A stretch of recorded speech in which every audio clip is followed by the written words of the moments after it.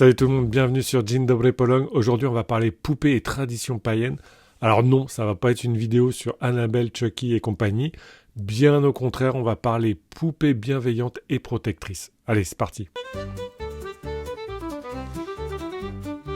Alors, ces poupées protectrices dans les pays slaves, ce sont des motanki, motanka au singulier. En voilà une très minutieusement travaillée, très sophistiquée. Et comme vous pouvez le voir, elle a quelque chose d'étrange, elle n'a pas de visage, mais comme toutes les motanki, pour une raison très importante que je vais vous expliquer juste après.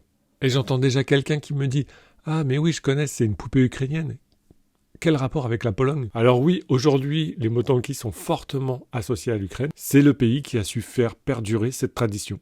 Mais leur origine à l'ère pré-chrétienne, il y a plus de 2000 ans, se partageait plus largement entre les pays slaves, la Biélorussie, la Russie et bien entendu la Pologne.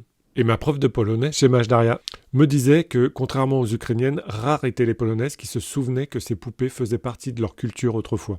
Pourtant, on peut en voir dans les musées ethnographiques polonais. Ces poupées sont, attention, cascade de vocabulaire, apotropaïques. Ça signifie qu'elles sont conçues pour éloigner le mal. Elles sont fabriquées, et c'est très important, sans couture, pour ne pas piquer le destin et pour éviter que l'aiguille ne blesse l'esprit protecteur. Leur pouvoir provient de leur remplissage. On les remplissait de gruaux, d'herbes, de plantes aromatiques, mais leur couleur et les matériaux utilisés avaient aussi une signification. Et on les offrait autrefois à différents moments de la vie, naissance, mariage, décès ou pendant les fêtes saisonnières. Toujours dans un but de protéger ceux qu'on aime ou de leur apporter fertilité ou prospérité.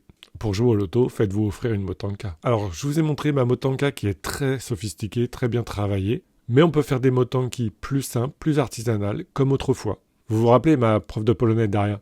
Eh bien, elle fait des ateliers motanki avec des enfants, et leurs poupées sont plus simples, elles ressemblent plutôt à ça.